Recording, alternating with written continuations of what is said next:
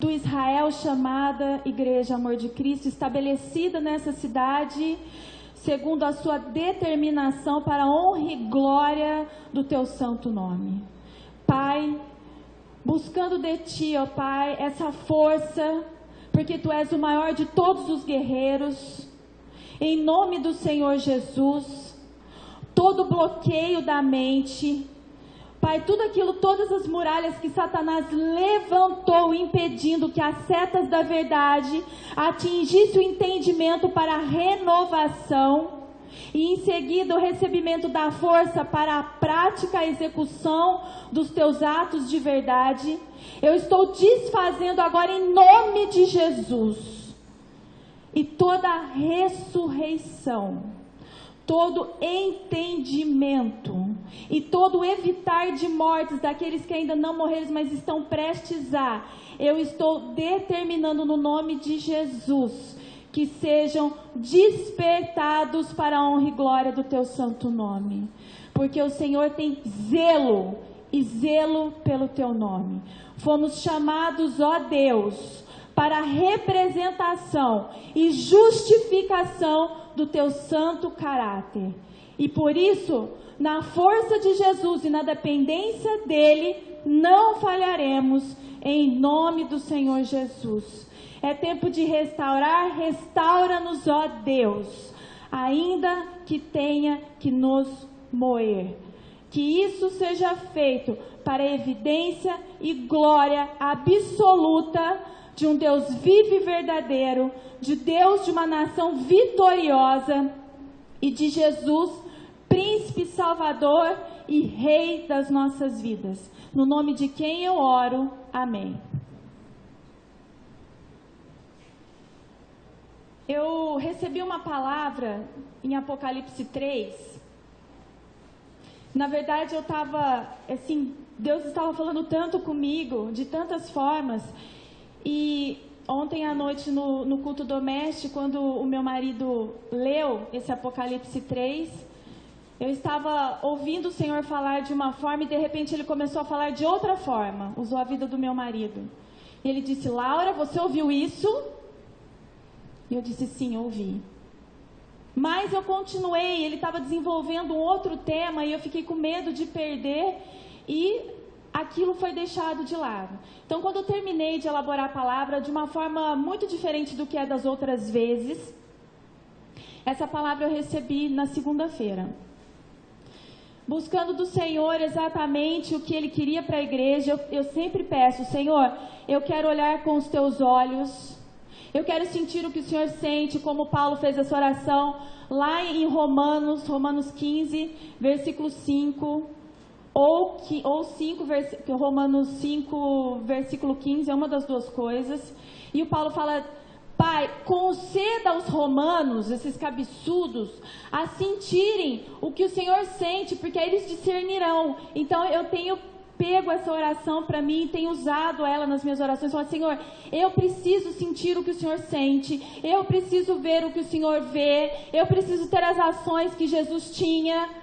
Eu não quero que as pessoas me compreendam para que me compreendam. Eu quero que elas me compreendam com um objetivo, para que elas sejam salvas.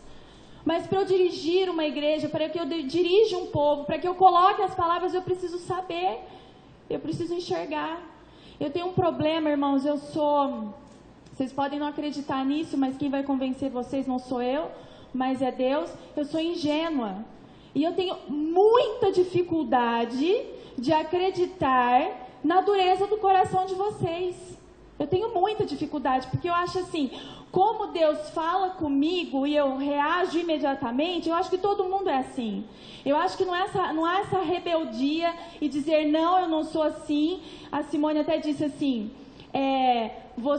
ela estava lendo lá Zacarias, né? E é a mesma palavra que se repetiu em Jeremias 6, que Deus fala assim: vocês têm que fazer isso, vocês têm que andar pelas veredas antigas, não desviar o seu pé do caminho estreito, nem para a direita e não para a esquerda. E o povo diz: nós não andaremos, nós não ouviremos. Na verdade, queridos, eu acho que vocês têm uma dificuldade de entender a aplicação desse texto. Na verdade, vocês não pensam e não falam isso. Ninguém aqui vira e fala assim, nós não andaremos, nós não cumpriremos. Não é isso. É as ações de vocês. As ações é que dizem isso ao Senhor. A mente de vocês é, não, Senhor, nós entendemos, nós faremos. Mas quando Deus olha a ação de vocês, as ações de vocês, Ele vê, nós não faremos, nós não ouviremos. E depois eu vou desenvolver um pouquinho, já vou até antecipar para que não fiquem apreensivos. Vou citar 2 casos que aconteceu essa semana dentro da igreja, motivo das minhas orações. Eu oro muito, Senhor, me mostre então, porque eu estou com dificuldade.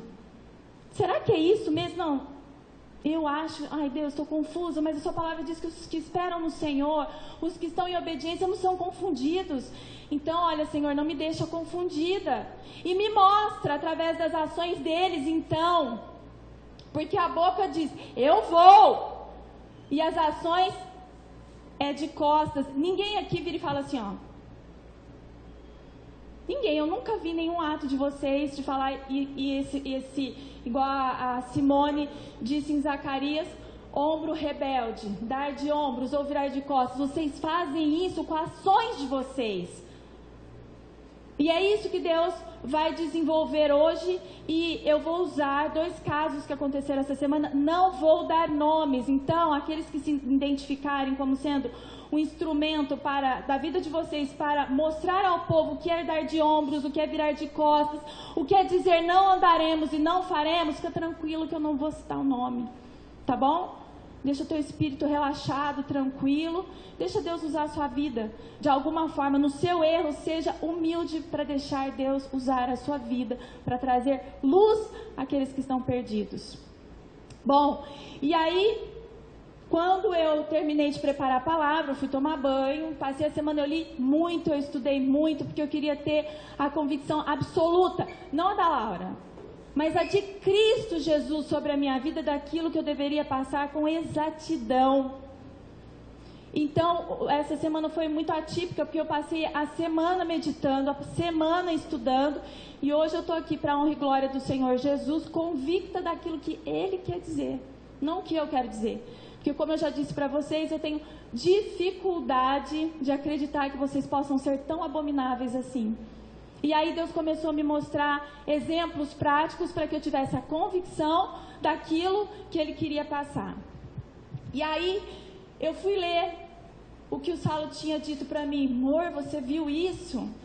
Que aí eu terminei, fui tomar banho, voltei, e o Senhor falou assim, não desconsidera aquilo que é muito importante. Aí voltei para a cama e fui ler e meditar nessa palavra. E aí no final Ele disse assim para mim, começa por ela. Então você pode abrir a sua Bíblia aí em Apocalipse 3. Nós vamos ler a respeito da igreja de Sardes. Olha aqui para mim um minutinho. Eu não sei se vocês já perceberam, mas eu já preguei sobre a igreja, a gente já pregou sobre os períodos da igreja, né? Então cada período da igreja, cada carta a uma igreja representa um período da história da igreja cristã. E aí, quando o Senhor começou a falar comigo através dessa carta à igreja de Sardes, ontem, por volta de quase meia-noite, eu falei, Deus, mas que esquisito, porque o Senhor falou para mim que nós estamos vivendo o tempo de Laodiceia. Quantas vezes eu disse isso aqui? Sim? Aí Ele falou assim, a sua pergunta já é a sua resposta. Períodos. Qual é o significado de período? Período é tempo. É um espaço de tempo. Então, as cartas às 7 igrejas do Apocalipse, ela refere a um tempo determinado pelo Senhor. Mas isso não significa, porque nós somos seres vivos, nós estamos em constante transformação. Por isso que a palavra de Deus tem que ser viva, porque quem está vivo está em constante transformação, para o mal ou para o bem. Mas a palavra de Deus, ela opera, tem essa vivacidade para gerar isso dentro de nós. Então Ele diz assim, como a igreja vai mudando a sua posição, uns vão enfraquecendo, outros vão se tornando mais fortes, outros vão se tornando mornos, outros morrem. Então, cada carta remete a um período, a um tempo de necessidade de alerta para a igreja. Então, esse é o período. Uma vez nós estivemos na igreja de Éfeso, que era a igreja primitiva, certo? Estivemos nesse tempo? Sim, estivemos. Por quê? Porque não tinha doutrina errada, Deus foi renovando, certo? Mas aí aconteceu um problema. O que eles perderam? Primeiro amor. Quando eles perderam o primeiro amor, eles estiveram muito próximos lá da Laodiceia. E depois Deus um tempo falou conosco a respeito da Filadélfia, que é a igreja que não tem repreensão. E agora nós estamos no momento da igreja de Sardes. E olha que interessante o momento dessa igreja, o período se encaixa perfeitamente no período, no tempo em que nós estamos agora. Então vamos ler para entender isso. E ao anjo da igreja, quem é o anjo da igreja aqui? O mensageiro da palavra, tá? O mensageiro da palavra é o anjo aqui. Quem é? Vocês se lembram como acontece a revelação do céu até chegar em mim, ou até chegar no João, ou até chegar em qualquer ministro aqui? Está descrito lá em Apocalipse 1:1. Como é que acontece mesmo? Revelação de Jesus Cristo, de quem deu? Deus deu para quem? Para Jesus, que através do anjo entregou a João. Então é isso que está falando. Então o anjo aqui, então no caso, nesse momento, primeiro começou com o pastor na primeira leitura, depois passou para Simone, e agora está outro anjo, outro mensageiro, para trazer a mensagem de Deus. Então, diz o Deus falando comigo a respeito da igreja. E ao anjo da igreja que está em Sardes escreve: Igreja Amor de Cristo, vocês estão em Sardes. Isto diz o que tem os 7 espíritos. Que 7 espíritos são esses? Vamos, igreja, acorda, se liga, não pode perder, senão não vai entender e vai perder. Não é simplesmente o culto à palavra abençoada, vai perder a salvação. O que é os 7 espíritos que Jesus tinha? Profecia lá de Isaías 11, os 7 espíritos sobre Cristo. E esse rebento terá o quê? A sabedoria, a força, o entendimento, o temor de Deus. Isso está escrito, não vou lá porque não é tema hoje, mas coloca uma flecha aí na sua Bíblia, depois você vai lá. Isaías 11, versículo 1, fala a respeito dos 7 espíritos, 1 e 2, certo? Esse é os 7 espíritos. De quem está falando? De Jesus, aquele que tem os 7 espíritos de Deus. E as 7 estrelas. Ele tem o domínio sobre a igreja, tá? Eu sei as tuas obras, Deus está dizendo. Jesus, eu sei as tuas obras, que tem nomes de que vive e estás... Deus deu uma sentença de morte para a igreja? Sim, como diz a irmã Simone, há 21 dias atrás. Por que sei que tem nomes que vives? O que é a morte para um crente, a morte espiritual? O que leva à morte? Pecado? E o que é o pecado? É a transgressão da lei. E o que é a lei? São os 10 mandamentos. Então, por que tens nome que vive? Porque Deus deu a vida, trazendo a verdadeira doutrina, que são os 10 mandamentos. Tens nome que vives, mas estás morto. Por quê? Porque não pratica as primeiras obras. Não olha lá para trás nas veredas antigas e encontra caminho. É muito difícil. É um sacrifício. Nossa, eu tenho que deixar isso, eu tenho que deixar aquilo. Isso é difícil demais. Distância de Cristo, tudo que Ele te pedir vai ser difícil demais. Estando ligado, enxertados à videira verdadeira, então já não é mais você que opera em você, mas Cristo em vós, então tudo fica fácil. Por isso que a igreja tem nomes de que vives, porque tem a doutrina verdadeira, tem os 10 mandamentos. A prática deles traz vida. Contrário à prática dos 10 mandamentos, isso é morte. Tem nomes que vives, mas está morto. Aí ele fala assim: ser vigilante e confirma para mim. Ser vigilante, Laura, e confirma o restante que estava para morrer, porque achei as tuas obras porque não achei as tuas obras perfeitas diante de... Irmãos, presta atenção, Deus está falando, amém? Nós estamos com base bíblica. Deus fala assim para mim, Laura, vigia a tua vida, ora, luta, jejua e clama por esse povo. Porque eu pus você como fortaleza, como aquela que vai examinar o caminho do meu povo. Isso está escrito lá em Jeremias 6. E eu falei, Deus, eu me disponho. E o Senhor pode trabalhar comigo. E o Senhor pode fazer o que o Senhor quiser. Já dei carta branca. O que o Senhor começou, termina. Eu quero ajudá-los. Então eu tenho vigiado. Para quê? Para confirmar o restante que está para morrer.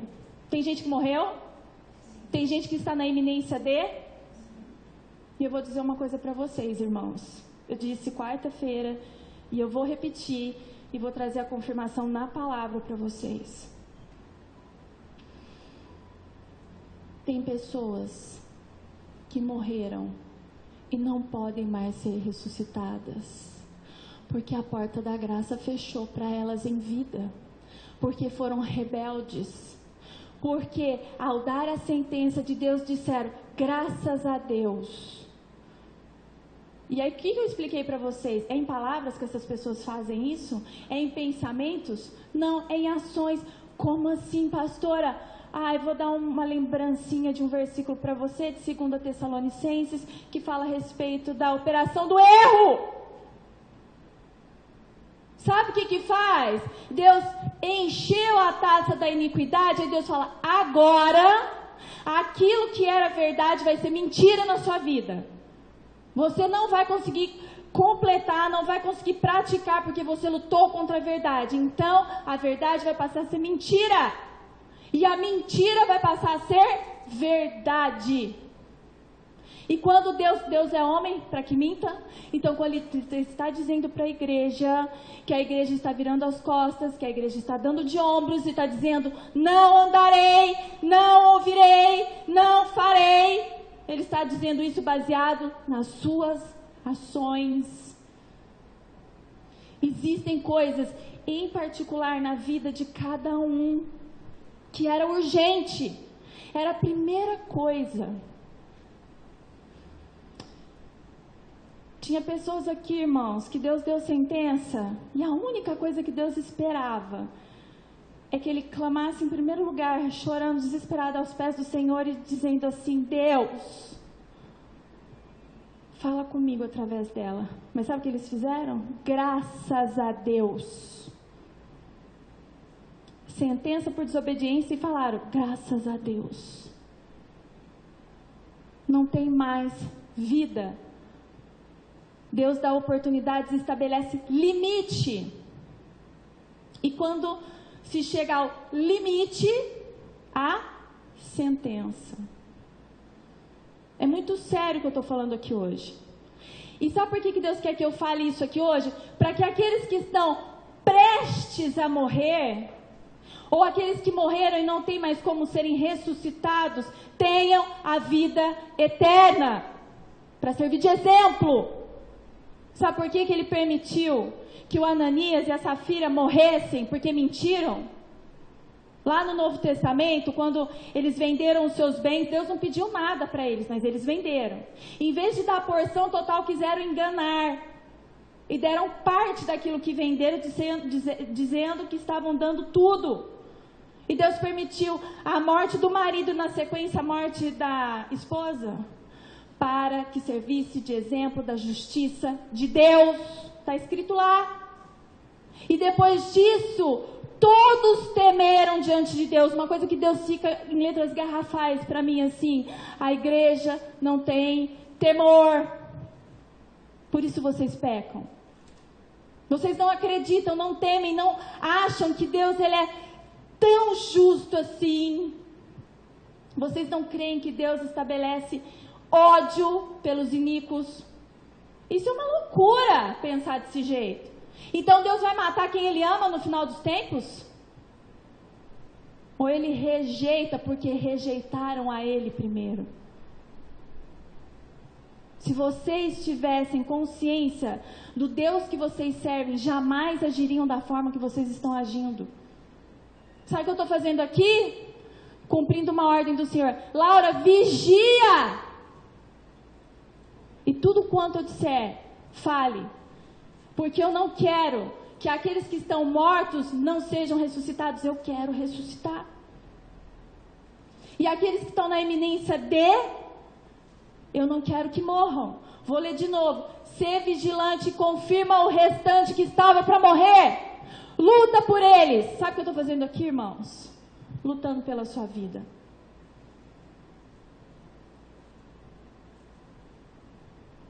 Porque achei a obra deles, Laura, imperfeita diante de Deus.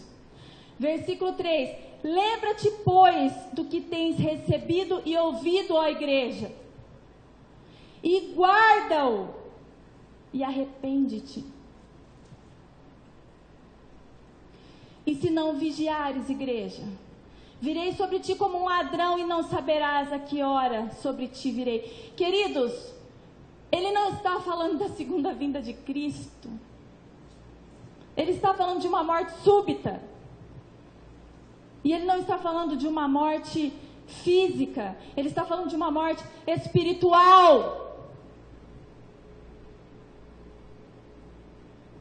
Jesus veio para alguns e eles nem se aperceberam. Morreram. E estão achando que tem jeito ainda. Blasfemam o sábado. Comem que nem glutões. Tem raiz de amargura. Mas eu estou orando e estou jejuando. Ó Deus, olha para mim. Estou aqui, de joelhos, orando e jejuando. E Deus fala, lixo. Vou dar um exemplo disso agora. Aconteceu na quinta-feira. Um casal, uma família dessa igreja, estava passando. Eu parei sem querer para falar alguma coisa e tinha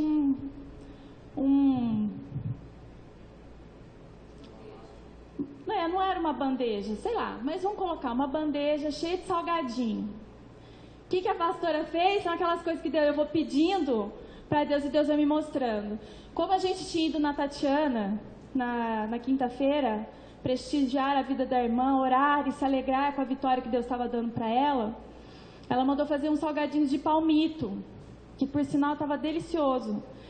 E era o mesmo salgadinho que até então eu achei que estava no carro desses irmãos. E aí eu peguei, o que a mãozinha da pastora fez?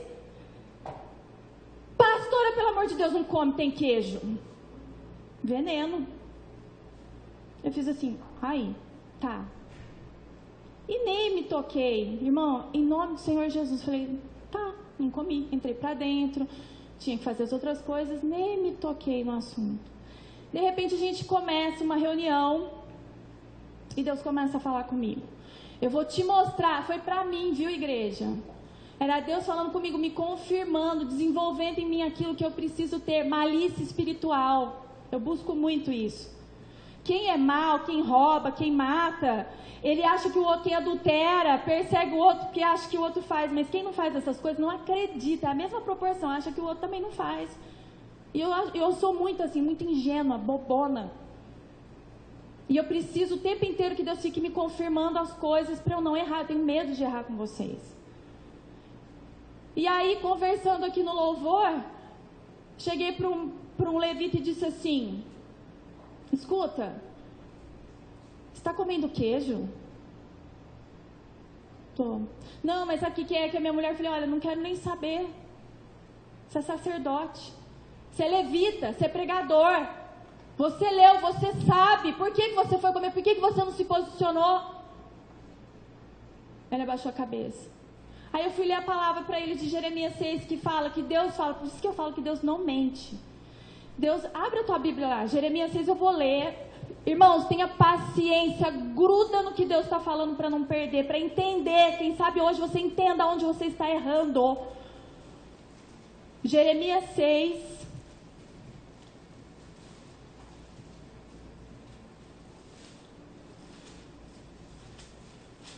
Essa palavra eu recebi antes do acampamento. Versículo 15 diz, Porventura envergonham-se de cometer abominação? Pelo contrário, de maneira nenhuma se envergonha, nem tampouco sabem que coisa é envergonhar-se, porque cairão entre os que caem, no tempo em que eu os visitar, tropeçarão, diz o Senhor. Eu perguntei para esse irmão assim: você teve vergonha do que você fez? Você teve nojo? Você pensou em parar de comer? Não, isso nem passou pela minha cabeça. Essas foram as palavras. Isso nem passou pela minha cabeça. Sabe qual? Essa mesma pessoa chegou para mim na quarta-feira, depois que eu dei o recado, depois da ministração da Daniela. Eu estou morrendo de medo. Eu estou morrendo de medo. Eu estou morrendo de medo. Aí eu pensei comigo: nossa Deus, graças a Deus, o Senhor está gerando temor, né? Não é medo, é temor. Respeito. No dia seguinte, a mesma pessoa, glé, glé, glé, glé, glé, glé, comendo. Ah, detalhe, quarta-feira a pregação foi do quê? Alimentação. Não tem necessidade de repetir sobre o que se pode e o que se não pode, porque já sabe. E aí, através da vida desse irmão, que eu louvo a Deus, porque aí eu compreendi com plenitude o quanto a igreja está pervertida na mente. Então, quando Deus fala assim, vocês dão de ombros, vocês viram as costas, vocês dizem, não faremos, é esse exemplo que eu estou dando para vocês. Não é virar de costas, não é fazer assim, vocês não fazem assim, nem dizem que não vão fazer, mas sequer pensam ou sabem. Outra pessoa chegou para mim e disse assim, nossa, eu fui embora com meu estômago embrulhado, nossa, eu tô... E naquela mesma semana ela tinha dito assim para mim, eu não acho que eu sou orgulhosa. Como assim? Aí eu fui conversar com essa pessoa. Aí essa pessoa disse assim para mim, mas o que é ser orgulhosa então? Me explica, em cada caso de um jeito. E aí eu fui começar a explicar. É uma luta. Não entende, acha que não é. Aí eu fui debulhar, esmiuçar. No caso dessa pessoa, o que era, quais as atitudes dela que Deus olhava e tinha abominação, porque não se envergonha. É isso que é dar de ombros, é isso que é virar as costas. É isso que é dizer, não farei. É saber que tem reunião de oração e não vem dar de ombros. Não quero, não estou afim. Quem vai me mandar? Deus, rebelde.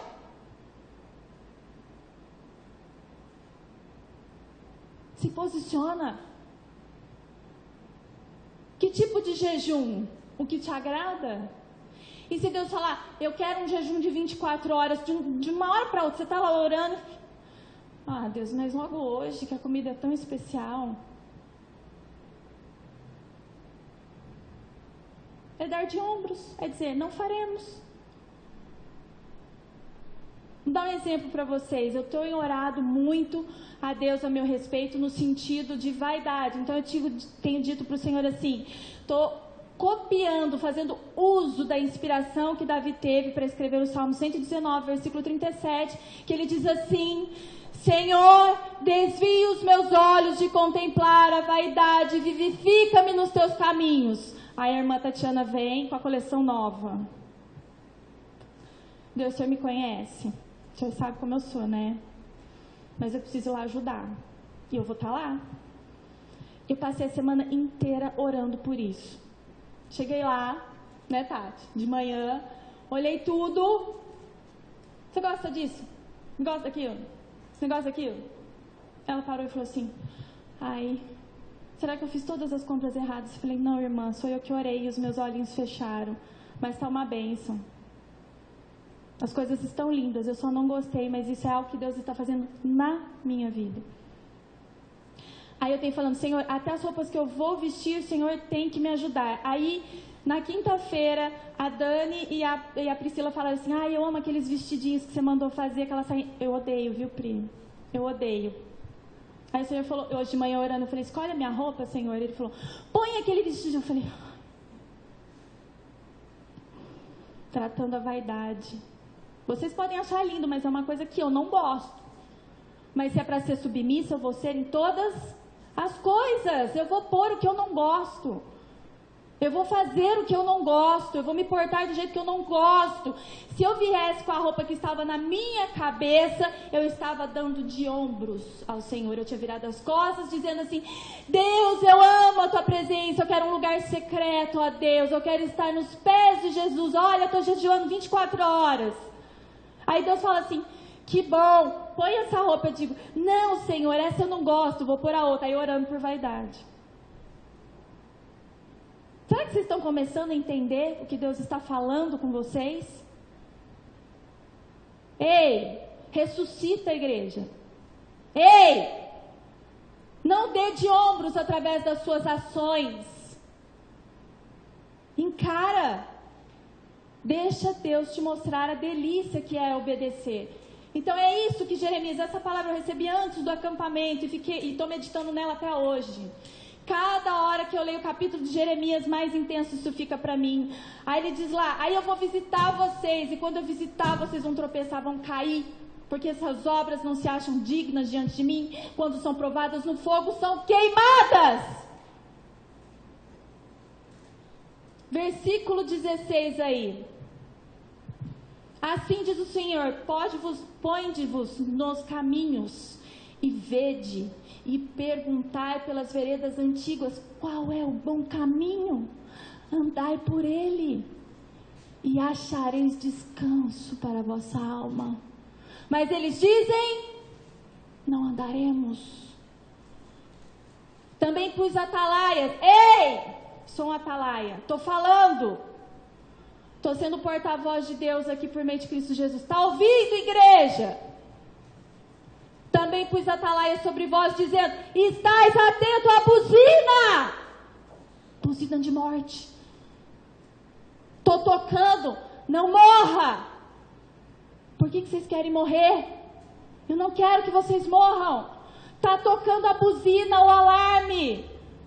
Começou a tocar a sirene. Está vindo grande avalanche, terremoto, tsunami sobre a sua vida.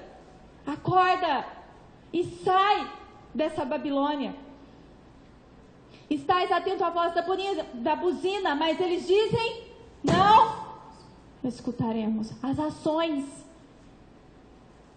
Volta lá para Apocalipse 3.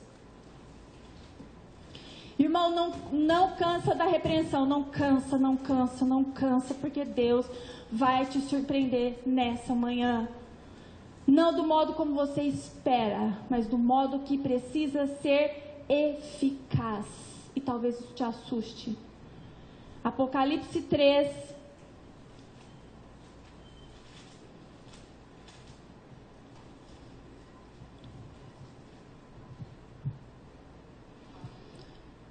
O versículo 3 diz que é para vigiar, porque ele vai vir como um ladrão. Ele já veio para alguns, tá? Porta da graça fechada. 4. Isso te assusta? Assusta, igreja? Me assustou. Que esse susto te impulsione. Vrum! Lá para frente. 4.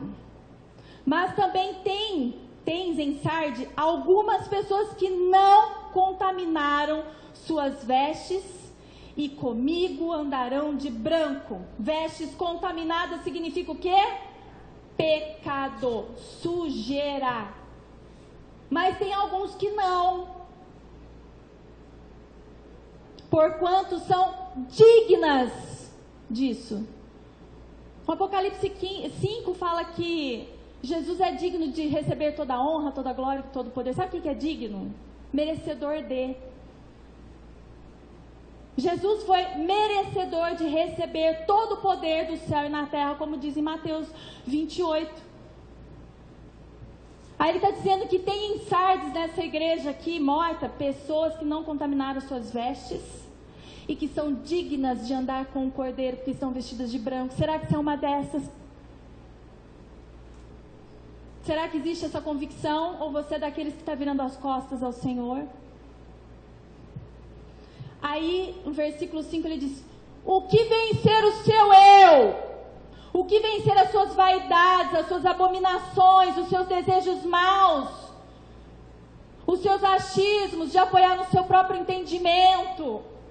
Estes, o que vencer, será vestido de vestes brancas e será digno de andar com Jesus. E de maneira nenhuma arriscarei o seu nome do livro da vida. De maneira nenhuma! Significa que aqueles que foram riscados do livro da vida foram dignos de receber essa sentença. Dignos de serem impedidos de entrar no reino dos céus. De outro modo, os que se compadecem, se submetem, sofrem as angústias de Cristo, padecem as aflições, esses têm as suas vestes lavadas no sangue do Cordeiro, e de maneira nenhuma, porque Deus é justo e justo juiz. Tudo o que Ele faz é bom, é perfeito e é agradável.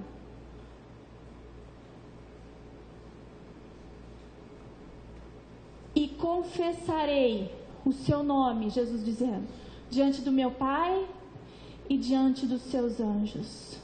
Quem tem ouvidos, ouça o que o Espírito diz à igreja. Abre a tua Bíblia lá em Gálatas 6, versículo 7.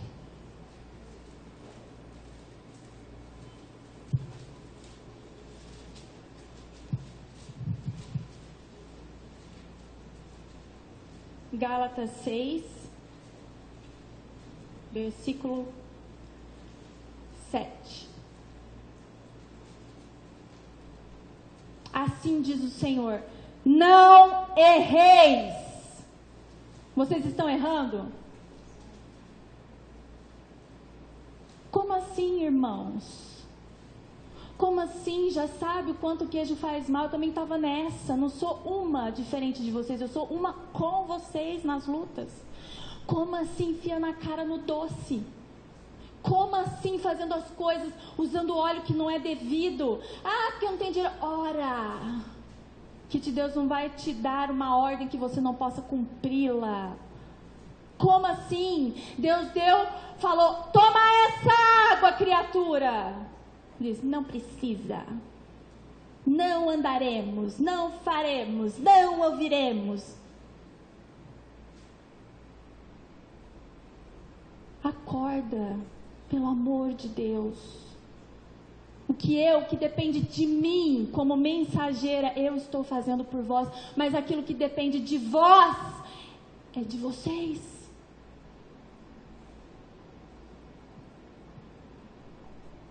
Não erreis, Deus não se deixe escarnecer, zombar.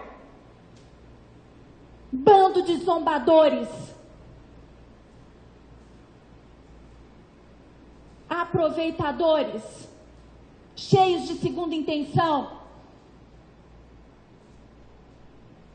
Porque tudo o que o homem semear, semeou morte, está morto.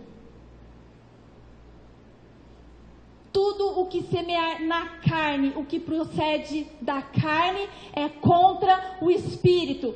Semeou na carne, da carne se fará corrupção. Corrupção é morte. Incorrupção, vida. Paulo dizendo para os Gálatas: porque tudo o que o homem semear, isso também se fará. Versículo 8, porque o que semeia na sua carne, da carne se fará a corrupção. Mas o que semeia no Espírito, na mente de Cristo, na vontade de Cristo, na direção de Cristo, se fará a vida eterna. Não erreis mais, para aqueles que estão vivos. Ei, remanescentes, estão achando que vocês estão bem na fita? Essa palavra é para vocês. Se errar, deixa de ser digno de andar na presença do Rei. É vigilância constante. O tempo todo. o tempo todo. Agora eu quero que você abra sua Bíblia lá em Daniel.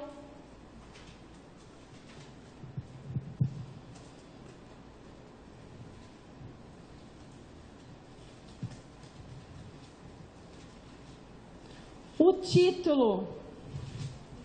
Vamos começar a pregar? Agora. Só a introdução, tá? Agora eu vou dar o título.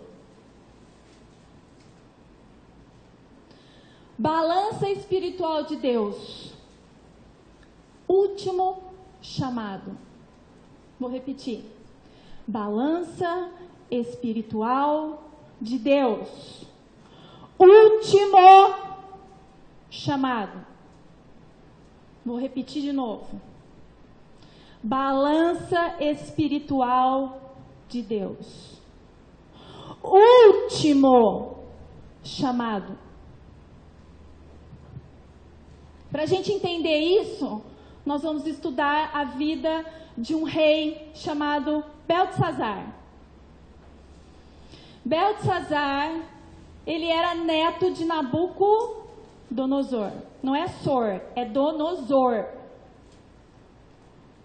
O que acontece com esse cidadão chamado Beltesazar? Hã?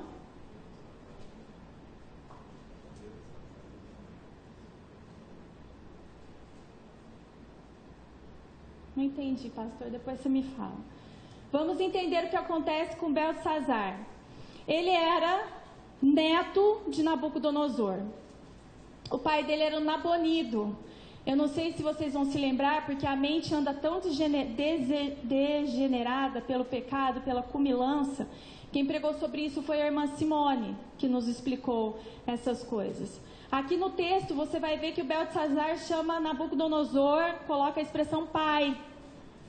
Mas isso não significa, é mais ou menos quando fala de Jesus, filho de Davi. Está se referindo a uma geração, uma antecedência, antecessores a eles, tá? É isso que está querendo dizer. No sentido geral de ancestral ou antecessor, e não no sentido natural de pai, tá bom? Então vamos ler lá a partir do versículo 1 de Daniel 5.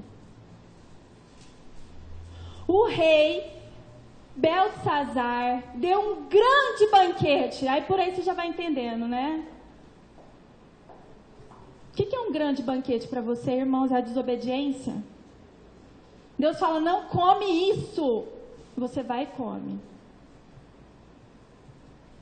Então, por aí você já entende, grande banquete. Sabe aquilo que é banquete? Sabe como tem que ser a comida pra gente? A gente não ter prazer porque é saborosa. Porque o sabor da comida gera a glutonaria. A comida, ela tem que ser saudável e trazer vida ao corpo físico. Quando se fala de banquete, era porque eram coisas que entorpeciam a mente. Então já começa o capítulo dizendo desse rei assim: o rei Beltesazar era um grande guerreiro, estava sempre à frente das batalhas de Deus. A única coisa que fala desse ser já começa com um banquete. O rei Beltesazar deu um grande banquete a 1000 dos seus grandes e bebeu vinho na presença dos 1000. Nós sabemos aqui que o vinho não era, que o vinho que Jesus bebia não era alcoólico, porque ele não era fermentado. Mas o dos reis era fermentado. Aí olha que interessante aí, no versículo 2 dizendo: havendo Beltesazar provado o vinho, mandou trazer os utensílios de ouro e de prata que Nabucodonosor, seu pai, no sentido geral de ancestral, antecessor e não no sentido natural, tinha tirado do templo que estava em Jerusalém, para que bebessem neles o rei, os seus grandes e as suas mulheres e concubinas. O que me chamou muito a atenção nesse versículo é: Beltesazar apenas tinha provado. Sabe quando, não sei se vocês já viram apreciadores de vinho, como eles fazem? Eles colocam na taça o vinho, aí eles fazem assim, cheiram e provam.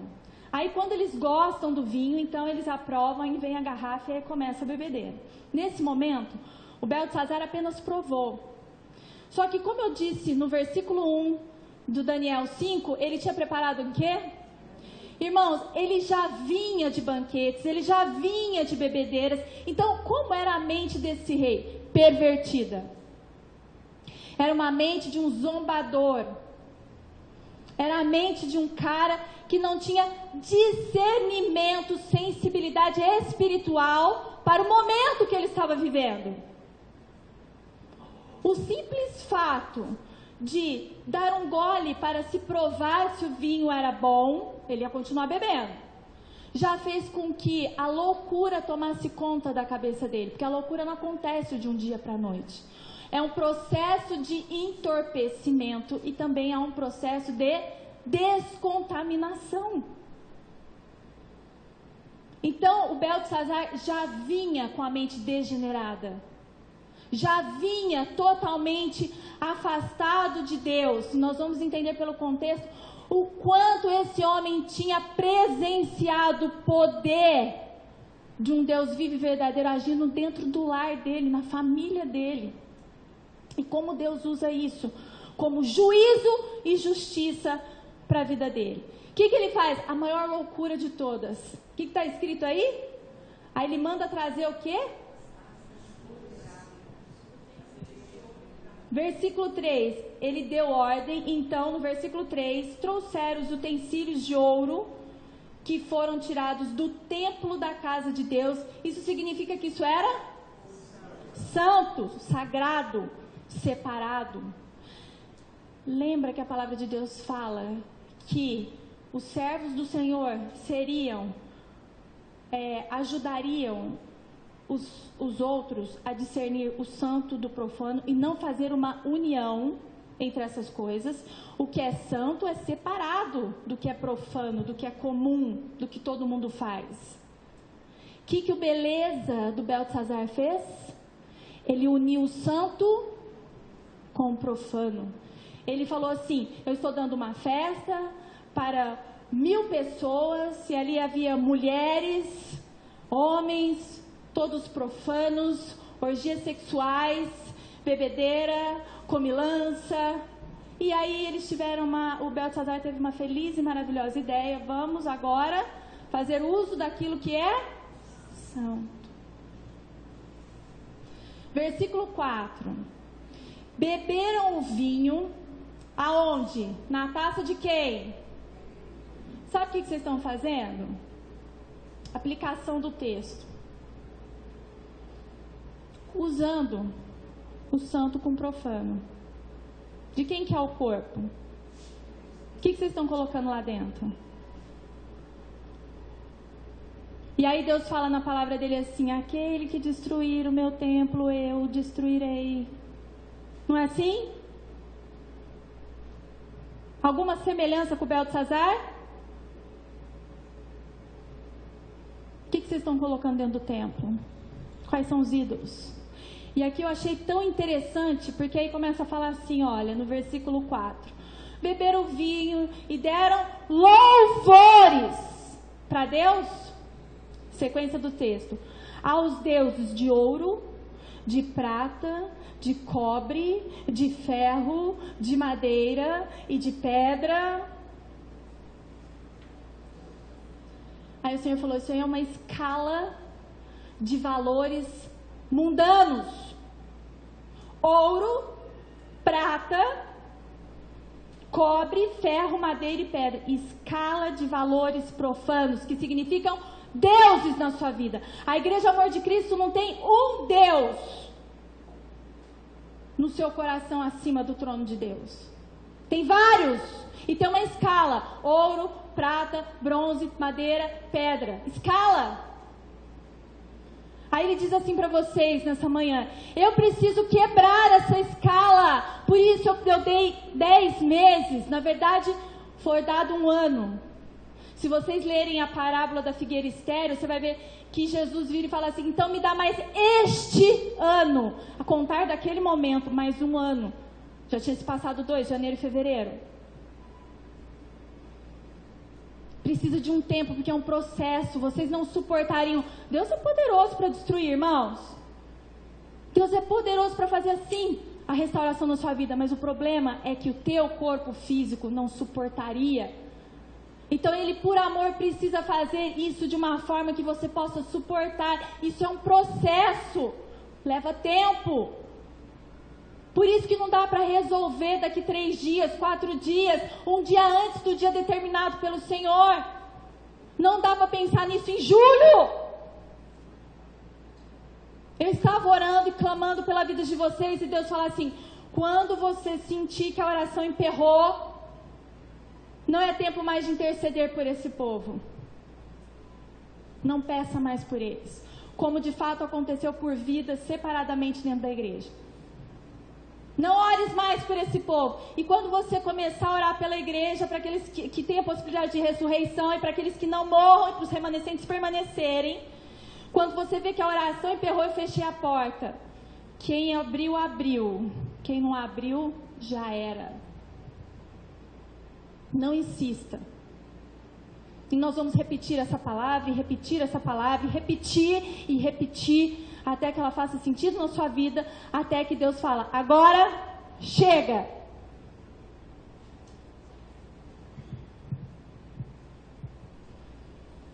Precisa ser destruída essas escalas de valores. Jesus não está sentado no trono do seu coração. Mas o ouro, mas a prata, o ferro, o cobre, a madeira e a pedra estão.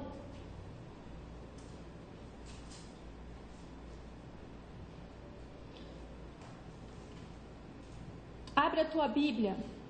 Vocês lembram disso, né? O nosso corpo é o templo do Espírito.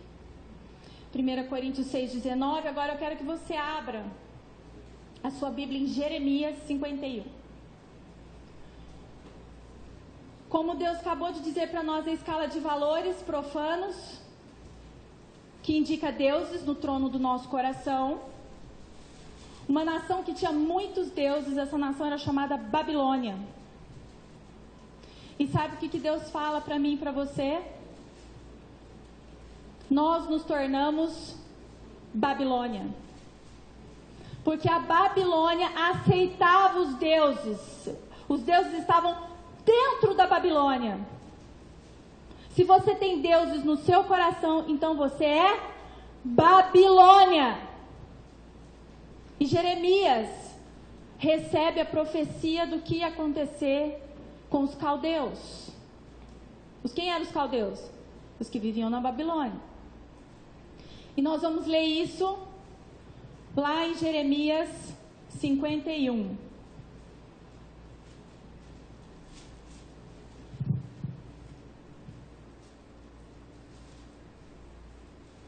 Jeremias 51, eu quero ler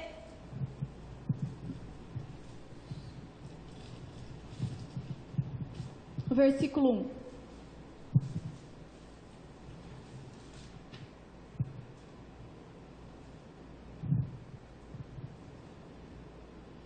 O Senhor está dizendo: temos sido templo de outros deuses, portanto somos Babilônia.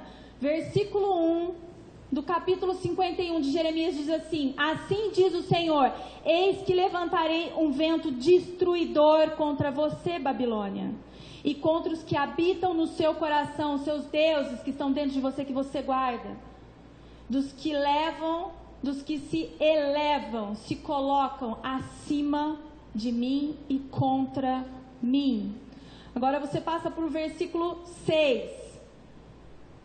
Conselho: fugi do meio da Babilônia e livre cada um a sua alma. Não vos destruais a vós na sua maldade, porque este é o tempo da vingança do Senhor. Ele lhe dará a sua recompensa. Destaque: este é o tempo da vingança do... Contra quem? Você. Você que se permitiu ser o templo de Babilônia, porque os ídolos, os deuses, estão no seu coração, assentados no trono do seu coração. Versículo 11. Presta bem atenção, versículo 11. Alimpai as flechas. Que flechas? As flechas são os dardos inflamados do maligno na tua mente. Em 2 Coríntios fala: Senhor, toma cativo os pensamentos que habitam na minha mente, que são contra a tua vontade, a sabedoria, o entendimento e a obediência no Senhor. Toma cativo, limpa a minha mente, estabelece os teus pensamentos, que são mais altos do que os meus. Alimpai as flechas, preparai perfeitamente os escudos. Que escudo que ele está dizendo, querido? O que é o escudo? A fé que move montanhas, que precisa ser desenvolvido. É a menor de todas as hortaliças, mas se torna a maior de todas as árvores. Desenvolve, prepara. É tempo de andar pela fé. Eu vou dizer vai, e as circunstâncias dizem não, mas eu digo vai. Eu vou abrir a porta, eu vou abrir o mar, eu vou estar te dando condições de enfrentar. Eu vou te dar uma língua erudita, para que sabeis falar com doutos e indoutos. Vai! Creia! Dentro da sua casa se posiciona como chefe. Jesus nos ensina, irmãos queridos. Não estou falando no sentido de ser humano, estou falando de homens. Irmãos, homens. Jesus ensinou como é o amor por uma mulher. É de entrega. Jesus se entregou pela igreja, pela mulher. E você é um grosso, um cavalo, e Deus não aguenta mais falar com você a respeito disso. Que exercício de sacerdote é esse? Ridículo! Do diabo! Seja educado com a sua esposa. A palavra de Deus fala que não é por força, não é por poder, é mais pelo meu espírito. Um bando de cavalo, arrogantes, orgulhosos, insubmissos, nunca vão conquistar o respeito de uma mulher dessa forma.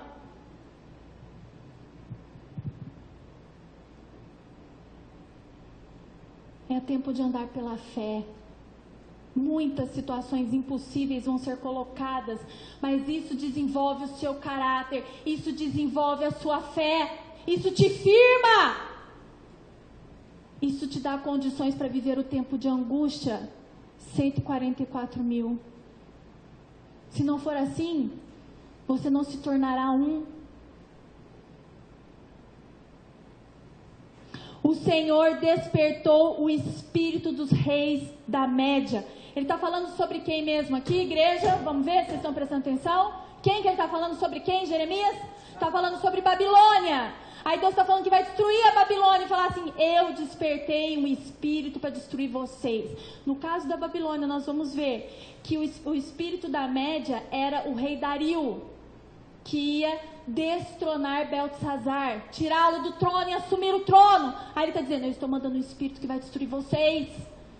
Se vocês não se posicionarem, se não houver sensibilidade espiritual, eu vou destruir você. Assim diz o Senhor. Ele vai fazer. E ele disse: você é Babilônia, então eu vou mandar esse espírito, o mesmo espírito da força de Dario, para destruir com a Babilônia, é o mesmo que vai vir sobre vocês. Porque o seu intento contra a Babilônia para destruir o intento de Deus. Destruir quem? Você, Babilônia, que está dentro de você, os deuses, a escala de deuses, pois essa é a vingança do Senhor. A vingança do seu templo. É para ser templo de Deus. Ser cheio do Espírito por meio de Cristo Jesus. Está cheio de deuses da Babilônia, se tornou uma Babilônia. O que ele vai fazer? O meu intento é destruir Babilônia. Essa é a vingança contra o meu templo. Estou sendo clara? Acho que muito, né? Versículo 57, de Jeremias 51.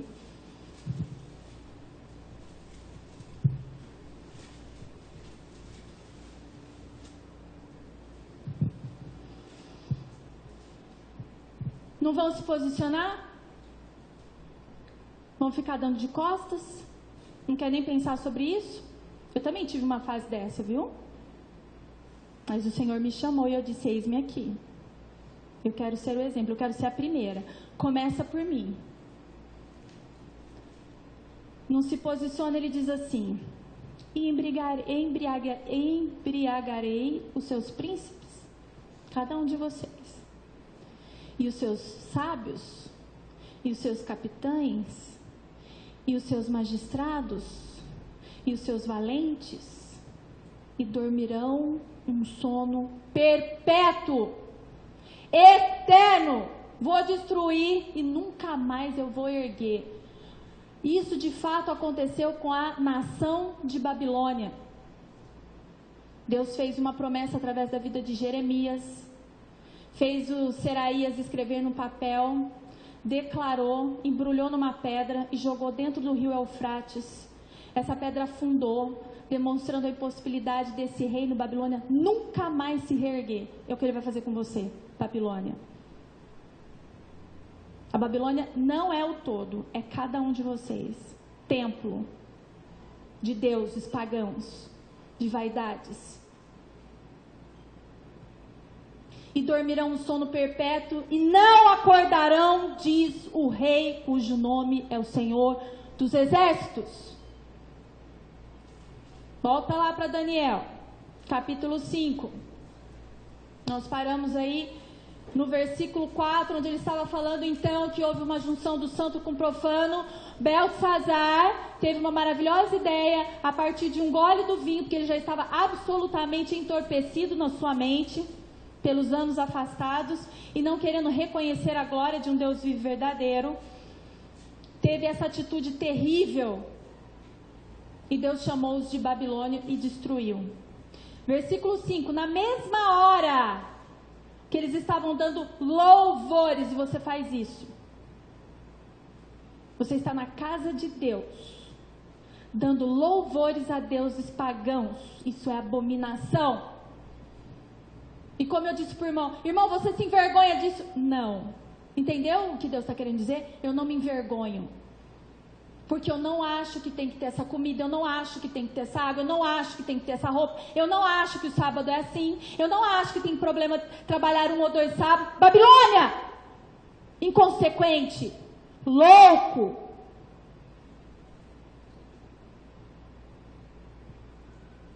Na mesma hora, apareceram os dedos de mão de homem e escreviam defronte do castiçal. Castiçal, o que significa castiçal mesmo? Nós lemos lá em Apocalipse? Igreja. De frente para a igreja. Ele pegou o lugar, essa mão, esse dedo, pegou a parede mais destacada do salão das festas que estava ocorrendo lá, do banquete, onde toda a igreja pudesse contemplar o poder de Deus escrevendo as palavras. De frente de todos, na estucada parede do palácio real, e o rei via. O Senhor está dizendo, vocês estão sendo minhas testemunhas de que eu estou os avisando. Ver no sentido de conhecer a parede da mão que estava escrevendo. Parte da mão que estava escrevendo. Qual é outro lugar na Bíblia que fala que o dedo de Deus escrevia? Os 10? E o que significa o dedo de Deus? Que a gente já sabe disso, não vou pregar sobre isso hoje. Mateus 12 e Lucas 11 fala que o Espírito de Deus escrevia e era usado para a libertação dos cativos e libertar dos demônios.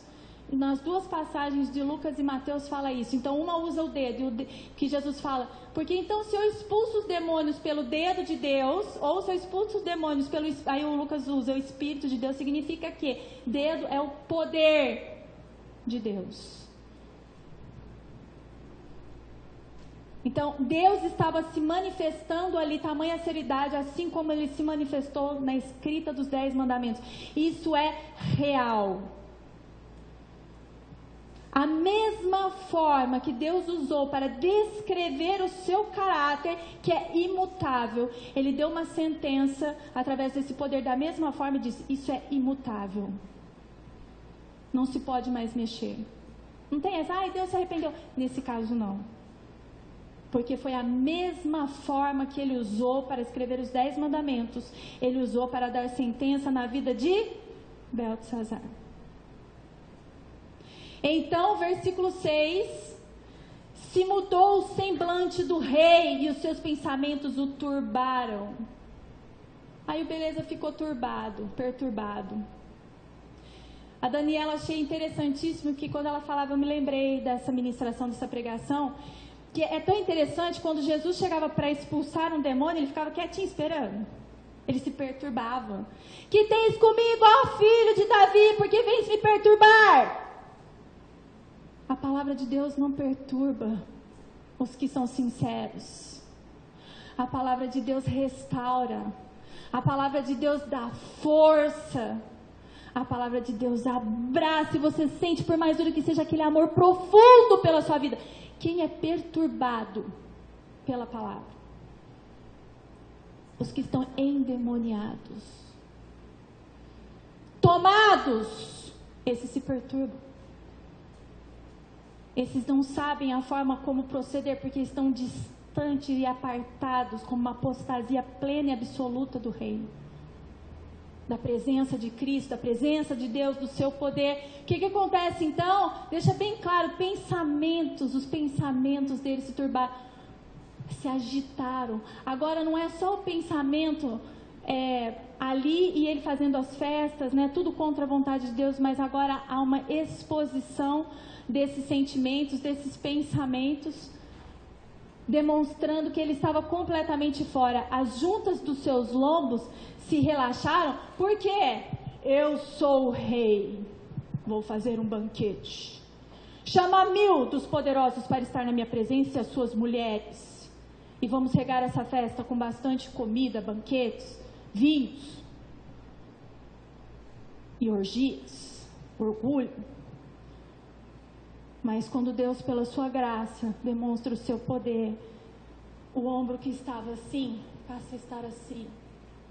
E os joelhos que estavam firmes e poderosos começam a se curvar e bater um no outro.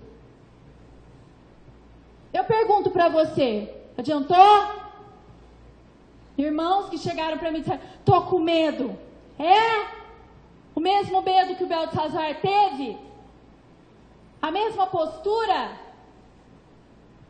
Medo do diabo? Não medo do diabo, o medo que o diabo traz, que não produz fruto. Porque quando a gente fala que eu estou com medo no sentido de temor, respeito, é posicionamento. O medo que o diabo lança na minha mente é um medo que não me permite posicionar e ter ações que confirmam que Cristo está a lutar comigo. Eu vi isso depois de quarta-feira. Muitas pessoas quiseram conversar comigo. E a palavra delas era assim, tô com medo. E eu assim, pai, Deus. Fui embora feliz, né? Eu falei, ai que bom. Nossa, então o Senhor gerou temor. Aí no outro dia eu falei, não. Tolices. Não é o medo que produz fruto. Que no caso seria o temor. Porque o perfeito amor que é Cristo lança fora o medo. Esse medo que emperra, Jesus arranca. E põe um que te joga lá na frente. Sabe qual é o medo que o Beltesazar teve aí? Esse aí do diabo. Um tontão, um babacão.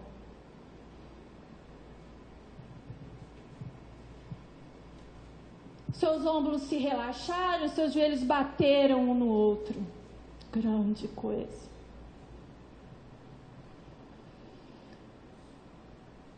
E ordenou o rei com força, apoiado no seu próprio entendimento, inútil, a mente dele estava entorpecida, longe da vontade de Deus. Qual seria a atitude de um rei desses?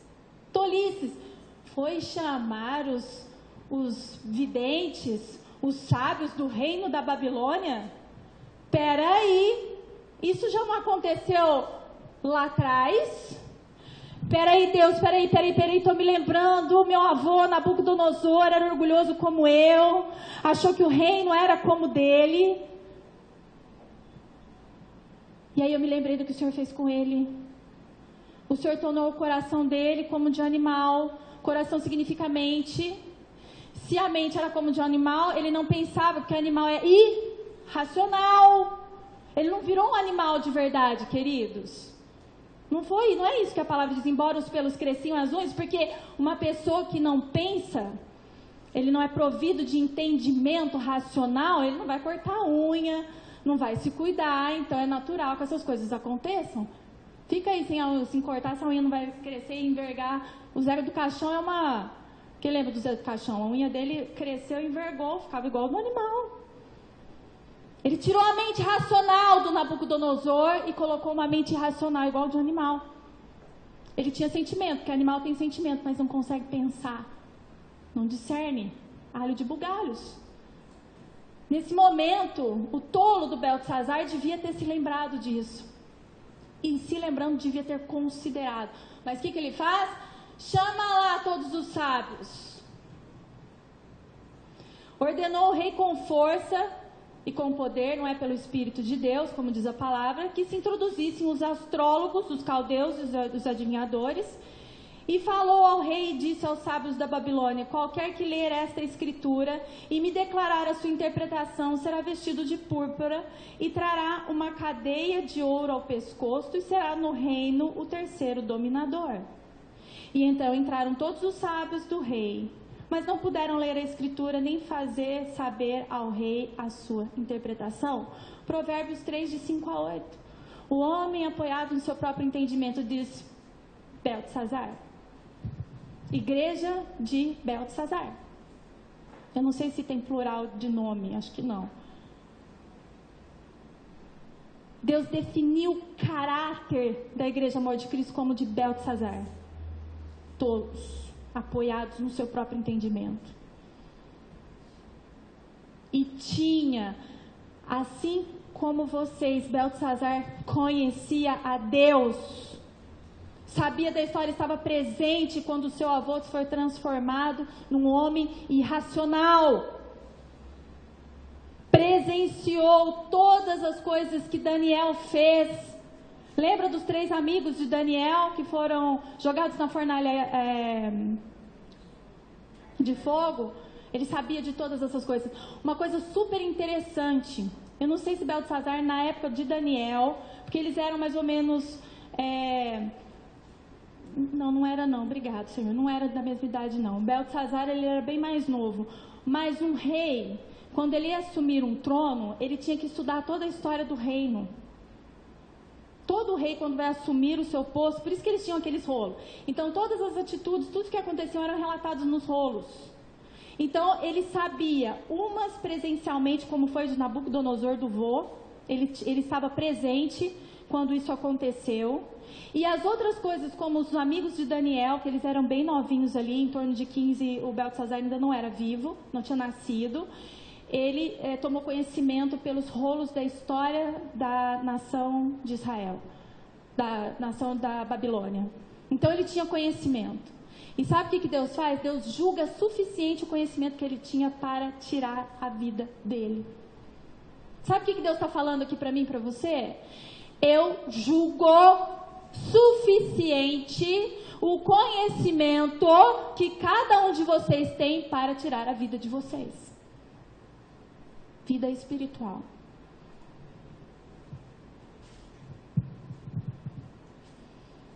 Acontece um fato interessante no versículo 9. Então o rei Beltesazar perturbou-se muito É engraçado que em Provérbios 3, de 5 a 8, que fala do homem que está apoiado no seu próprio entendimento, ele fala nesse capítulo, eu não vou ler, senão vai ficar muito extenso, mas ele diz assim, que o homem que está apoiado no seu próprio entendimento, até a saúde lhe é tirada. E o Nabucodonosor não tinha saúde mental, ele não tinha saúde espiritual. O homem que está apoiado no seu próprio entendimento, ele é levado à confusão, como a irmã Daniela pregou na quarta. Aqueles que confiam no Senhor não são confundidos, mas os que não confiam são confundidos, não têm saúde mental para agir nas situações de impacto. E aí, uma pessoa convertida do reino... Espera aí que minha Bíblia saiu do lugar.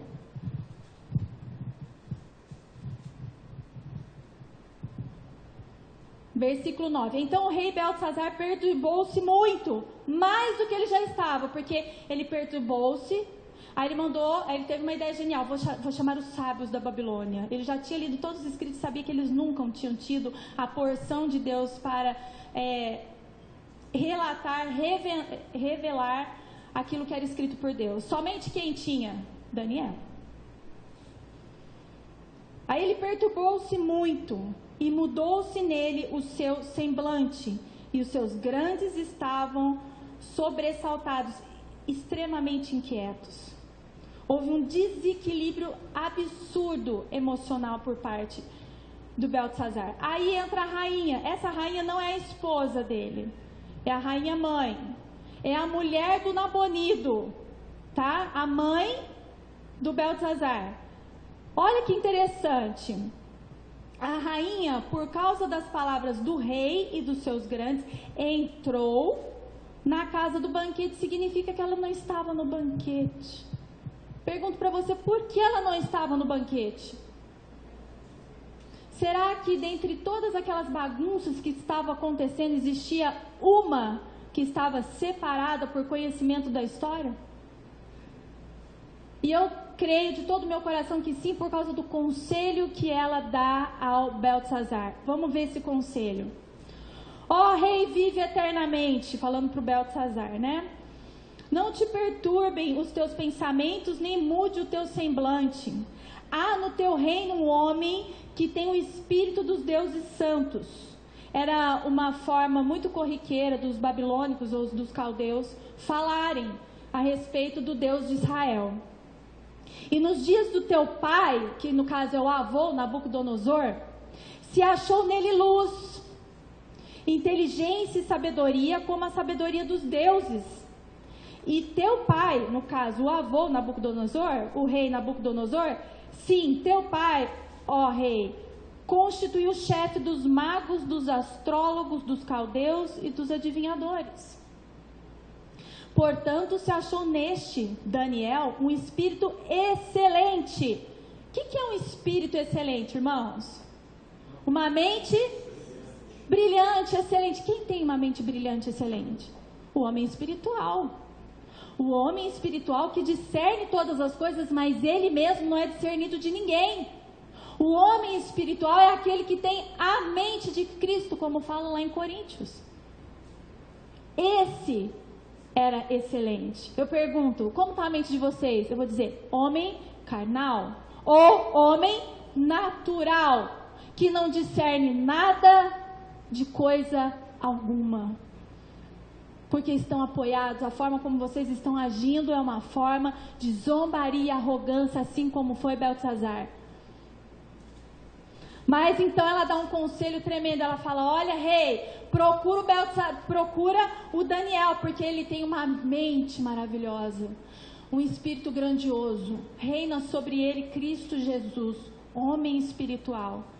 E o conhecimento, a ciência, o entendimento, interpretando sonhos, explicando enigmas e solvendo dúvidas, ao qual o rei pôs o nome de Beltesazar. Chama-se, pois, agora Daniel, e ele dará a interpretação. E daí, o Beltesazar manda chamar Daniel. Então, nós não vamos ler o versículo 13 e o 14 por diante, porque aí o Beltesazar manda chamar o Daniel, e repete tudo que a rainha mãe tinha falado. Ó, Daniel, porque você é homem excelente, sabe? Ele vai repetir tudo isso aí, tá? Nós vamos ler a partir do versículo 18. Aqui, então, depois da lambeção, né?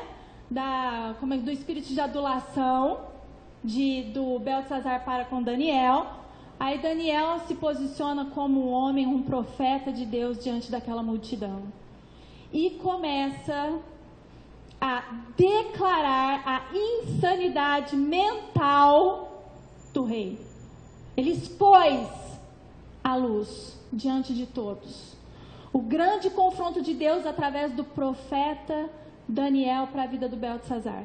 Ele começa dizendo assim, ele não chega lá e já lê, e já vai falando, não. Ele começa: ó rei, Deus, o Altíssimo, deu a Nabucodonosor, teu pai, o reino, e a grandeza, e a glória, e a magnificência. Ele começou a trazer à memória as oportunidades, que é o que vocês estão tendo. E por causa da grandeza que lhe deu, todos os povos, nações e línguas tremiam e temiam diante dele. A quem queria matava o seu avô, a quem queria dava vida o seu avô, e a quem queria engrandecia, a quem queria abatia. Mas, quando o seu coração se exaltou, se engrandeceu, orgulho, soberba, deuses, o seu espírito se endureceu, a sua mente não começou mais a compreender, mente cauterizada em soberba, foi destronado, foi derribado, foi tirado o seu trono real e passou dele a sua glória. É como se ele estivesse dizendo assim: lembra, Beltesazar? 21. E foi tirado dentre os filhos dos homens, o seu coração foi feito semelhança ao dos animais, mente irracional, e a sua morada foi com os jumentos monteses, fizeram-no comer erva como os bois, e pelo orvalho do céu foi molhado o seu corpo, até que conheceu que Deus, o Altíssimo, tem domínio sobre os reinos dos homens, e a quem quer constitui sobre eles. Lembra, Beltesazar? Você estava lá. Foi te dado o conhecimento. Você provou isso dentro da sua casa, mas achou de afrontar ao Deus vivo e verdadeiro, usando o que era santo em coisas profanas, inúteis. Versículo 22. E tu, seu filho Beltesazar, não humilhastes. Aí ele começou a falar para ele, o filho do Nabucodonosor, que na verdade é neto, tá? Mas a gente já entendeu isso. Aí ele começa a falar: e você, Beltesazar, não humilhastes o teu coração, ainda que soubestes de tudo isso. Ele está falando para a igreja: e vocês não humilham o vosso coração, não se submetem debaixo da minha mão, ainda que saiba de tudo que eu tenho feito. Deus tem feito coisas maravilhosíssimas, coisas grandiosas que nós nunca tínhamos conhecido. Tem nos trazido novo, a verdade, tem nos dado força, tem agido em particular na vida de cada um, que temos muitas pedras memoriais. E ainda que soubestes de tudo isso, não humilhastes o teu coração.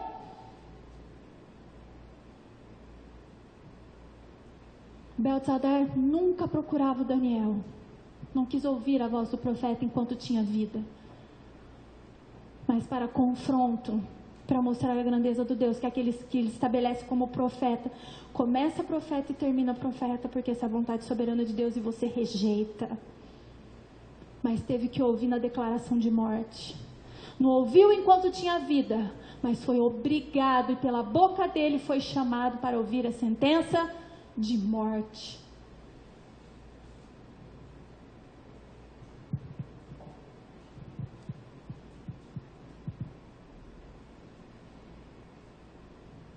não ouviu a vontade do Senhor, não fez do conhecimento que recebera algo prático na sua vida, não fez uso do conhecimento que recebera. E o conhecimento das coisas de Deus nos torna responsáveis, nos torna inexcusáveis, nos torna indesculpáveis.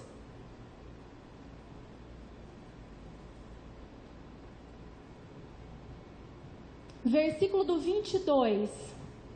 É o 22 que é grandão. Eu não quero ler de novo porque é a escala que ele repete de novo. A escala de valores, a escala de deuses dentro do seu coração. Vou ler a partir do versículo 24. Ah, muito importante, pastor. Deus seja louvado pela tua vida nesse momento. Tem uma coisa muito importante aqui. O finalzinho, eu queria ler. Eu vou ler rapidinho, senão eu tenho medo de vocês perderem. 23. E te levantastes contra... Isso aqui Daniel falando para Beltesazar, tá? Antes de fazer a leitura da parede, que o dedo escreveu. E te levantastes contra o Senhor do céu, pois foram trazidos os utensílios da casa dele perante ti. E tu, os teus grandes, e as tuas mulheres, e as tuas concubinas, bebestes vinho neles. Além disso, deste louvores aos deuses de prata. Você está na casa de Deus com o coração cheio de blasfêmia, de afronta, de deuses pagãos, dando louvores a Ele, dizendo que é louvor a Deus, quando Ele diz: larga! Larga a bebida, larga a fornicação, larga os pensamentos maus, larga a glutonaria, larga a bebedeira, o orgulho, insensatez, corrupção, inveja, larga! Mas vem no santo sábado do Senhor prestar um culto. Sabe o que você está fazendo? A mesma coisa que o Beltesazar, usando de coisas santas, unindo as coisas imundas, unindo o santo com o profano. Mas Deus diz: eu levantarei uma pessoa, alguém que me sirva, que ensina o meu povo a discernir o santo do profano e não unirem. E achar que isso é harmonia, isso é blasfêmia, isso é abominação. E Deus odeia essas coisas. Deram louvores aos deuses de prata, de ouro, de cobre, de ferro, de madeira e de prata, que não veem, não ouvem e nem sabem. Mas o Deus em cuja mão está a tua vida. Aonde está a tua vida, queridos? Está escrito aí. Na mão de quem?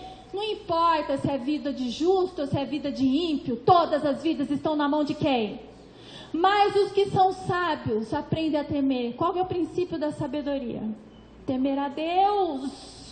Vocês não temem, por isso não têm sabedoria. Fazem as coisas no ativismo. Eu estou orando, eu estou jejuando. Ah, pastora, cheguei em casa, fui conversar com a minha família sobre alimentação. Tolo! Tem coisas antes disso. Apoiado no seu próprio entendimento. E o orgulho. Ombros. Joelhos posicionados.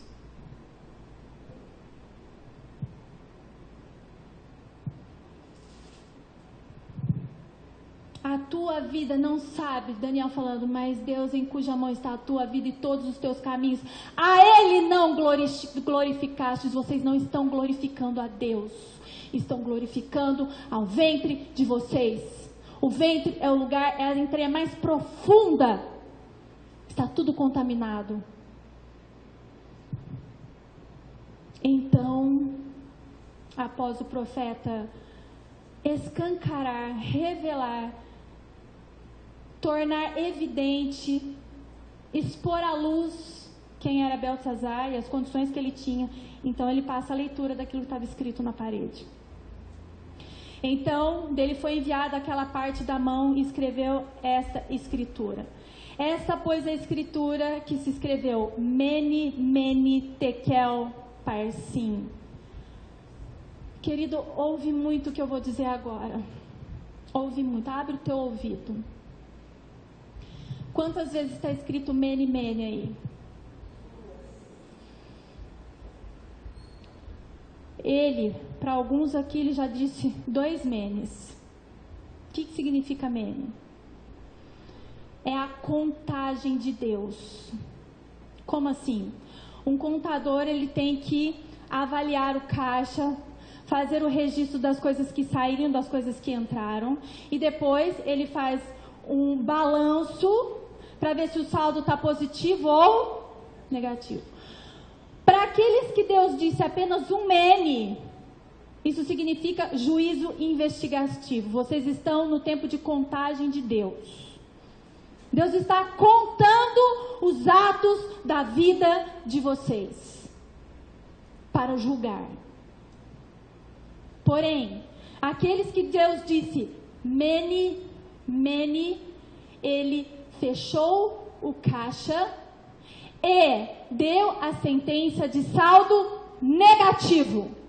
E aí vem para a próxima palavra que chama tekel. O que significa tekel?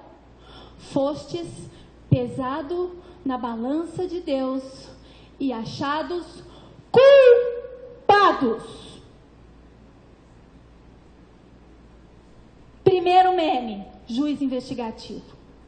Deus está investigando as ações para saber se Ele vai te ressuscitar para aqueles que morreram, se Ele não vai permitir que você morra. Investigação, contando os atos da sua vida. O segundo mene, fechamento do caixa, finalização da contabilidade, saldo negativo, sentença. Fostes pesado na balança de Deus e achados culpados. Parsim ou Pérez. Pérez é o plural de Parsim. O que significa isso? Dividido fora o teu reino. Vou fazer uma observação aqui. Abre o ouvido para entender. Dividido o teu reino. Aplicação literal do texto para Beltesazar. O reino tinha sido tirado da mão dele e seria dado aos medos e aos persas. Porque nessa época, o reino persa e o medo estavam unidos. Então, já não mais passaria, porque a Babilônia era um reino uno e muito potente, mas que tinha sido deixado às mãos do inimigo. E Deus nunca permitirá. Além dele ter tirado o reino, de não ter mais uma única nação, a Babilônia, ele a dividiu. Quem tomou foi o rei Dario, o próximo rei da escala. Só que o rei Dario estava associado ao rei Ciro. O rei Medo era da Média, era o Dario, e o Ciro da Pérsia. Então ele dividiu em 2. Babilônia foi dividida. Depois dessa divisão, veio, depois do Babilônia, Médio, Pérsia, Grécia. Voltou a ser um reino unido, potente. Mas acontece uma coisa, quem era o, digamos assim, o imperador, o presidente da Grécia? Alexandre o Grande. Mas acontece uma coisa terrível, Alexandre o Grande morre.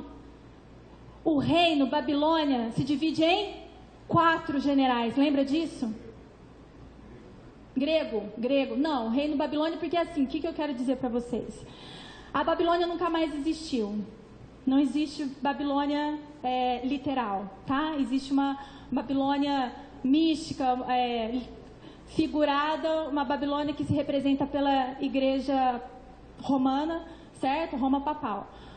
Mas nunca mais Deus permitiu uma nação com essa potência. Babilônia foi sendo dividida e trocando os nomes, foi fragmentada cada vez mais.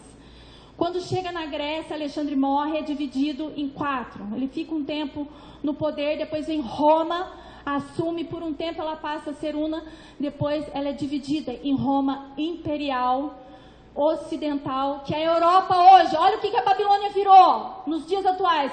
O que saiu de lá foi sendo dividido, fragmentado. Roma imperial é Europa e Roma. Pai, não atrapalhe a minha mãe. Não atrapalhe. Saiu do Roma imperial, Roma total se dividiu em duas, imperial ocidental e a oriental, que hoje é estabelecida, foi fragmentada. Isso mostra que o poder do diabo é sempre dividido. A sentença de Deus, Pérez e Parquim, significa o quê? Teu reino foi dividido. Como que eu aplico isso para nós aqui? Tua casa, tua família, dividido. A sua casa, se você morrer, chefe, se você morrer, mulher, a sua casa será dividida. Dividida nos ideais, dividida no emocional, dividida no espiritual, nas crenças. Mene, tekel, parsim, o teu reino fora dividido, a tua casa. E quando fores assoprados daqui, acha que vocês vão ficar tudo juntinho? Acha que vocês vai ser um inferno porque vocês vão ser entregues a paixões de vocês? Cada um, você não sabe o que tem de paixão dentro do coração do seu filho, da sua filha, da sua esposa, e serão entregues as vossas concupiscências, as vossas paixões. Dividido será a tua casa. Beltzazar não perdeu somente o reino material dessa terra. Beltzazar perdeu o reino dos céus. Você, Babilônia, que não se posiciona e permite os altares no seu coração, não perderá somente o teu reino na sua casa. Você perderá o teu reino eterno de salvação. Para alguns, Mene, juiz investigativo, estou contando os teus atos, porque ainda tem um pouco de misericórdia a ser oferecida. Quem recebeu Mene, tekel, parsim, toda essa sentença são para esses. E eu vou dizer uma coisa, eles não sabem, porque estão na operação do erro, não tem consciência. Mas a igreja terá, no tempo em que Deus os tirar, enganando pelas suas vaidades e vontades, dizendo coisas absurdas no seu coração.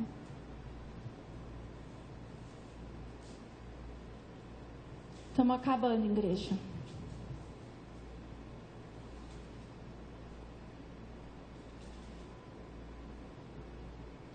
Versículo 29. Após o Daniel, profeta, dar a declaração da sua vida a Beltzazar. Qual é a reação do Beltzazar? Pasmem. É a reação de vocês. Então, mandou Beltzazar que vestisse Daniel de púrpura e que lhe pusessem uma cadeia de ouro ao pescoço e proclamassem a respeito dele o que havia de ser o terceiro dominador do reino. Irmãos, ele falou que quem descobrisse, revelasse o que estava escrito, ele ia daria roupas, colar de ouro e ser o terceiro no reino. O cara vai e revela uma bomba dessa na cabeça dele e fala assim: olha, põe ele, por favor, veste ele de vestes reais, põe um colar nele e estabelece como terceiro. Irmãos, aí você fala, mas que absurdo, foi o que você fez? Foi o que você fez quando Deus falou da morte espiritual da igreja? Não considerou, não chorou, não implorou, é o que você continua fazendo. Insensatez, falta de sensibilidade espiritual, tá para morrer e nem faz conta disso. Sabe o que aconteceu? Eu falava assim, Deus, se o Senhor chega para mim e fala que o teu profeta não vai falar comigo, eu ia chorar tanto, e eu ia aos pés do profeta, fala comigo, me perdoa. Os tontos viram e falam assim, ai, graças a Deus, estamos livres, que bom. Não entende que é sentença. Tolo. Tem medo de orar comigo? Por quê? Falei para vocês, orem a semana inteira e peçam. Peçam para isso acontecer. Porque eu peço para Deus para orar com vocês, para ajudar. Eu não tenho prazer na morte, irmãos. Eu não tenho prazer na morte de vocês. Estou jejuando e orando para que vocês vivam, não para que vocês morram. Essa palavra é para que vocês vivam, não para que vocês morram. Não é para vocês aceitarem. É igual o pastor disse na parte da tarde, quando eu dei essa palavra, ele disse: atitude! Diligência. Em tudo que Deus já disse, não é em uma coisa, não é só orar, jejuar e ler a Bíblia, é a comida, é a roupa, acima de tudo, o sábado. Deus, não quero pensar nada de errado no sábado. Deus, a Daniela falou uma coisa tão tremenda na quarta-feira, é dia de comer pouco. Eu falei: Deus, eu como tanto. E eu termino o meu jejum na hora do almoço, e eu vou lá e faço assim, ó. Igual um animal irracional, igual Nabucodonosor, encho o prato e como. Eu fiquei envergonhada quando ela falou isso. Eu me vi, eu entrego o jejum e me acaba. Ele falou assim: filha, isso não pode fazer mais parte da sua vida.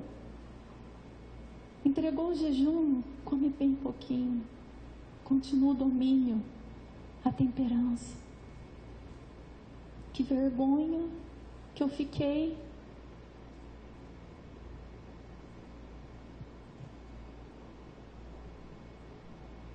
Ia clamar muito ao Senhor.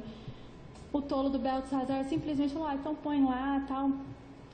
Sabe o que aconteceu? Aí no versículo 30, no mesmo dia, naquela mesma noite, foi morto Beltesazar, rei dos caldeus. Sabe por quê? Porque Deus não considera o ímpio como justo. Não considera santo aquele que ele tem por culpado. Abre a tua Bíblia lá em Naum, capítulo 1. Naum é bem no finalzinho da Bíblia, tá? Naum. No final do Velho Testamento. Naum. Nós vamos ler capítulo 1, versículo 2 e 3.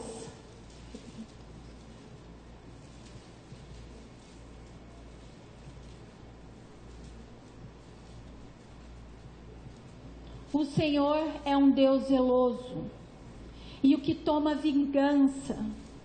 O Senhor toma vingança e é cheio de furor. O Senhor toma vingança contra os seus adversários e guarda a ira contra os seus inimigos. O Senhor é tardio em irar-se, mas grande em força, e ao culpado não tem por inocente. Foi o que ele fez com Beltesazar.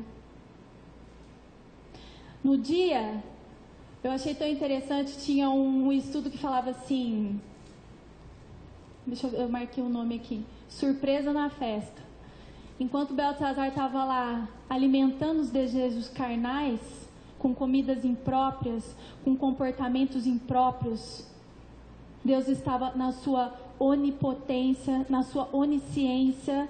Ele já sabia tudo o que ia acontecer e ele casou os dias, o dia da festa que Beltesazar deu com a perda do seu reino. Enquanto ele festejava no entorpecimento, usando santo com profano, Dario vinha com as suas tropas, desviou o curso do rio Eufrates, um dos braços do rio. Quem sabe o que é braço? É uma parte menor, mais rasa, mas que era funda e não dava para passar com todos os equipamentos. Então ele desvia o curso do rio enquanto a festa está rolando. Abaixo todos passam e é tomada a Babilônia. Surpresa de Deus na festa. Vou aplicar para vocês isso. Tá festejando na comidinha? Tá festejando no docinho? Tá festejando na cervejinha? Tá festejando no arrozinho branco? Tá festejando no olhinho? Tá festejando no açúcar? Tá festejando na roupinha curta? Tá festejando na mente, no orgulho? Deus vai te pegar de surpresa e vai tirar de você o teu reino. O reino de Cristo que era para estar implantado aí por meio de Cristo Jesus. Porque Deus não tem por inocente aquele que é culpado. Cuidado nas festinhas, tá?